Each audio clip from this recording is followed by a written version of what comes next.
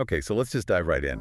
We're looking at a story where the person at the center of a huge international conflict isn't a general, not a career spy, but a dentist.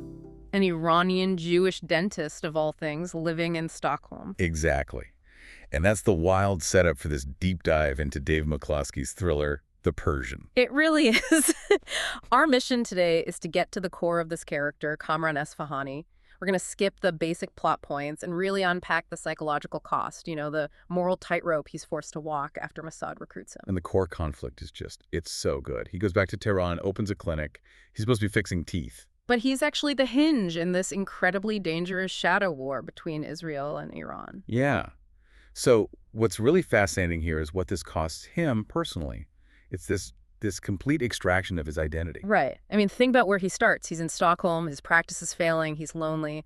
Then this recruiter comes along and offers him purpose. But the price for that purpose is, well, it's everything he was before. His whole life. And I love this detail from the sources. He thinks he's just trading fillings for secrets, but the real extraction was his old self. And the clinic becomes this. I mean, it's not just a cover, it's a functional part of the operation. He's hiding encryption keys and dental molds. And weapons and shipments of medical supplies. The clinic isn't just fixing teeth, it's manufacturing broken loyalties. Which just throws you immediately into the moral gray zone, right? The ambiguity of it all. Oh, completely.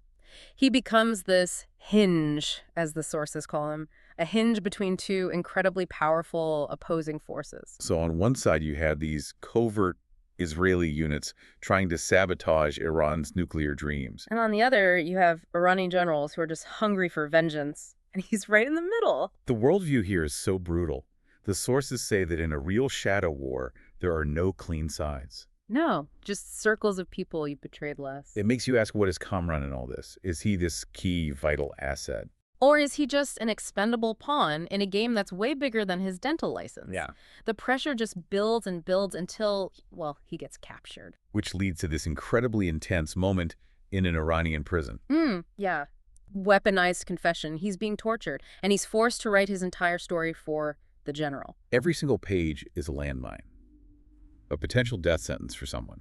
Right. Confessions are supposed to, free you?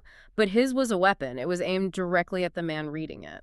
And the real power is in the omission, what he holds back. One single detail. He protects one life by never, ever committing it to paper. And that idea of protecting one life, it leads directly to the ultimate personal tragedy here.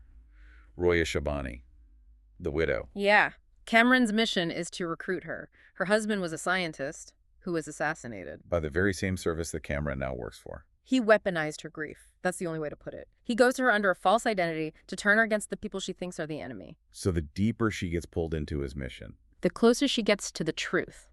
The truth about him and what he represents. It's an impossible choice, isn't it? I mean, what do you do if the only way to save her life is to admit that you're the reason she needs saving in the first place? Do you tell the truth and probably get both of you killed? Or do you let the lie kill you both? It's just an impossible situation. It really moves beyond the typical spy story. This is all about conscience and grief and just pure survival. It's a deep dive into the psychological toll of lying for a living. So we want to leave you with a final thought to mull over as you think about Kamran's story. When the final operation inevitably goes wrong and everything starts to collapse around him. What is that one single secret? The one thing he left out of his confession that Kamran Esfahani is willing to die to keep buried?